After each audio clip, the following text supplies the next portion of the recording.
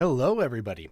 So the other day I was browsing on Amazon, as one does, especially during, the holidays, Cyber Monday, Black Friday. And so just for fun, as something I often do, I decided to look up swords and just see what they had available. Now, this sword here caught my attention because it is $40. And normally something in this price range is completely unusable.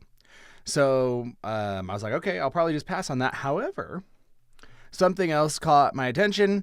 Hand forged carbon steel. Okay, so the carbon steel is what really caught my attention because most decorative, useless swords are made out of some sort of stainless steel because they're meant to be decorative pieces. They're not supposed to be functional, so they don't care about the weight. They don't care about how it handles or, how it's going to hold up to use or abuse because it's just supposed to be decorative.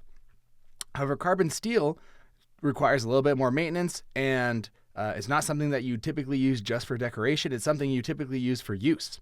So I was like, okay, there might be something here. I then looked and saw how many people have bought this, or I guess rated it. So the fact that it has 1,200 ratings is like, wow, okay, I can't believe it has that much, which means not everyone who buys this sword is going to rate it. So more than that must have bought it, and the average rating seems pretty high. So I decided to, look and see some of these customer reviews here. You have a couple of people showing some things here. I'm guessing this person re-hilted it or did something with it. It looks like a lot of people are talking about how this could potentially be a project sword. There's all sorts of pictures. Looks pretty beefy.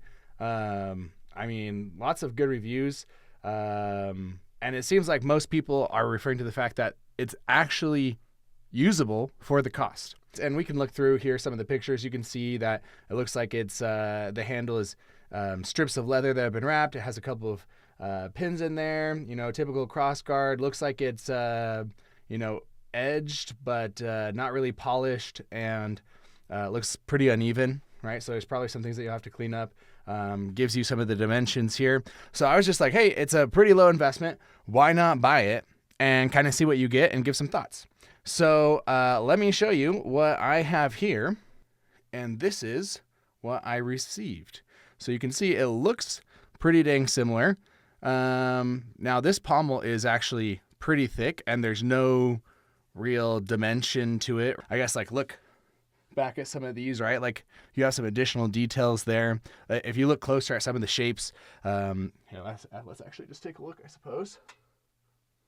Whoa. So you can see it's not just one thickness throughout. And then in the front, you have some additional shaping, things like that. Whereas this one, it's just, you get that one shape. That's it. And it looks a little offset.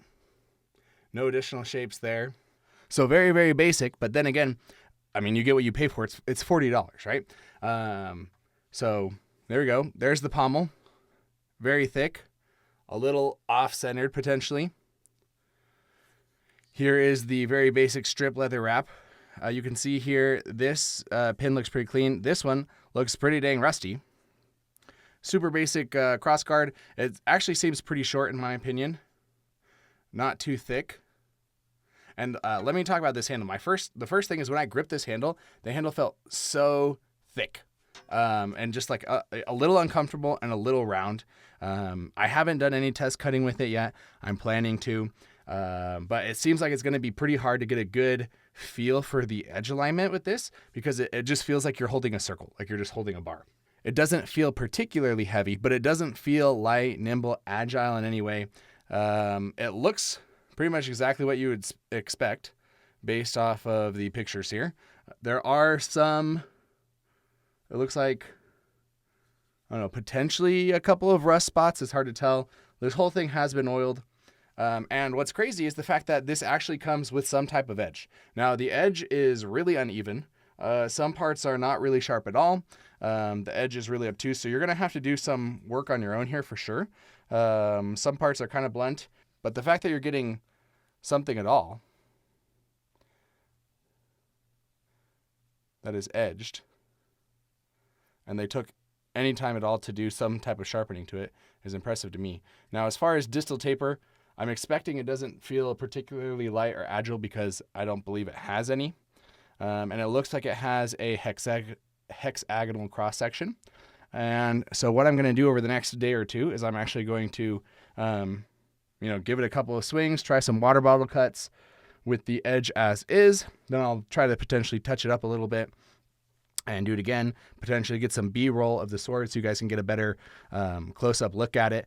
But just wanted to give you guys a couple of initial thoughts and impressions. The fact that you're getting something that's usable, that potentially won't break, it's just a beater, and if it does break, you don't feel too bad because it's $40 that you can just go out and use. If you're going to do like a white elephant and you want something interesting, if you have someone who seems really interested in swords and, they want something that they can play with and they're not going to feel too bad about it if it breaks, this could be a potentially good option for you. So just wanted to let you guys know that it existed. And, if you end up getting one, let me know.